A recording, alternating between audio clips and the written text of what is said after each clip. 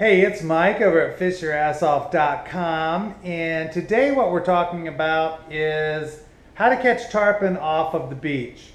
You know, when those tarpon are running down the beach, you can see them just blasting whatever school of whatever is actually migrating down the beaches on either side. Doesn't matter if it's the Gulf side or the East Coast side.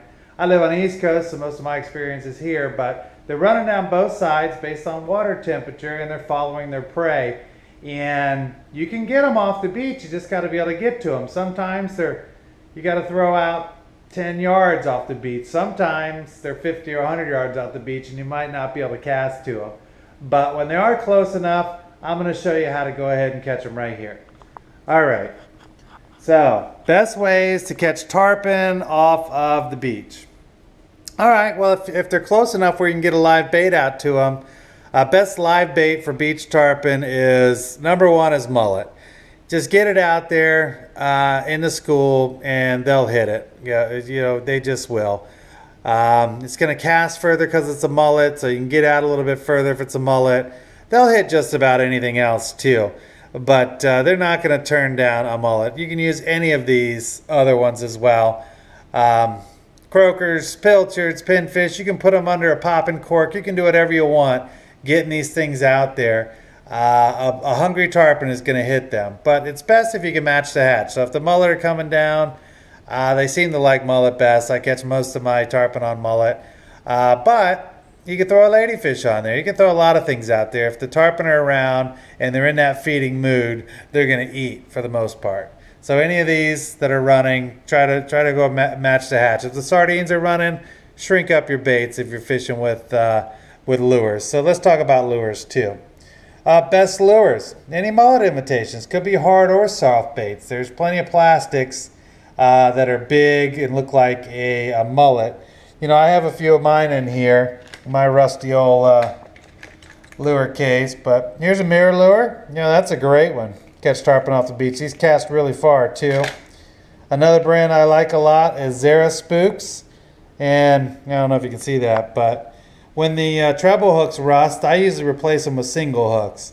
You still catch just as many fish, and you don't have to worry about those treble hooks messing the fish up. You know, you don't want to leave it down their throats and stuff like that. It's a lot easier to deal with single hooks. Let's see. Here's another good one. Yeah. So this one, treble's rusted out. This is the Super Spook. So it's a little bit bigger for when the bigger mullet are running through. But any of these things you can use. There's just so many different baits. And I've found that, you know, this looks more like a sardine. But I found that, you know, when the fish are feeding, they don't really care about the shape or the color as much as the size. So if most of the fish are, say, this size, well, that's the lure you want to use. So you're really just trying to figure out the size of the baits that they're hitting. And there's a little popper type thing. So they'll hit any of these as long as you're getting it the right size, I guess is my point. Another one is spoons.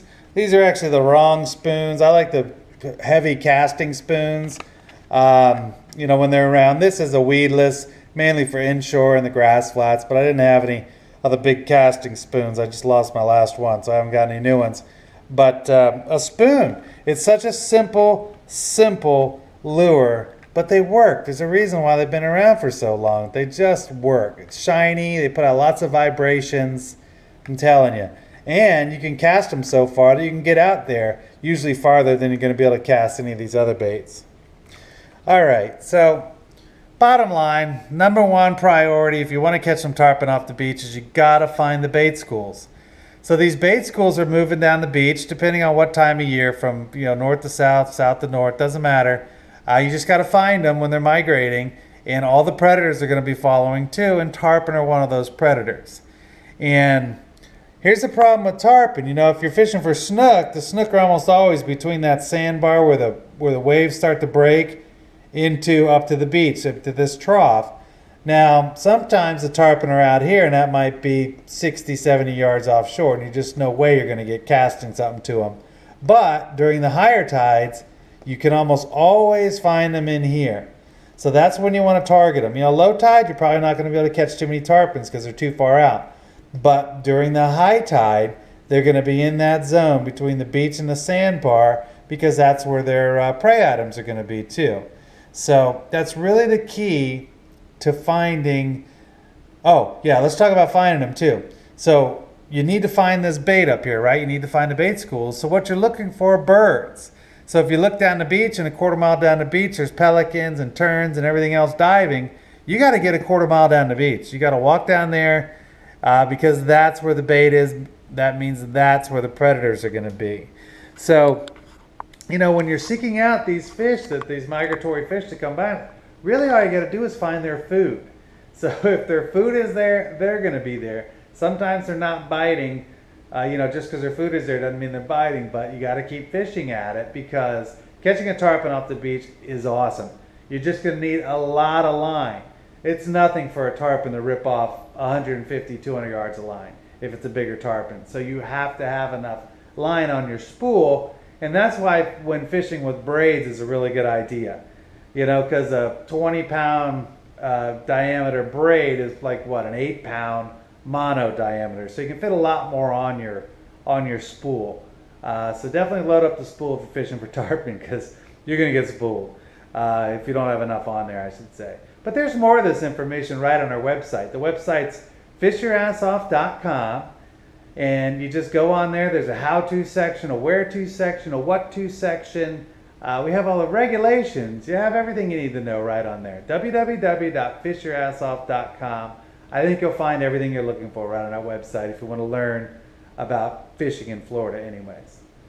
But I think that's it for today. So until next time, we'll see you then. All right. Bye-bye.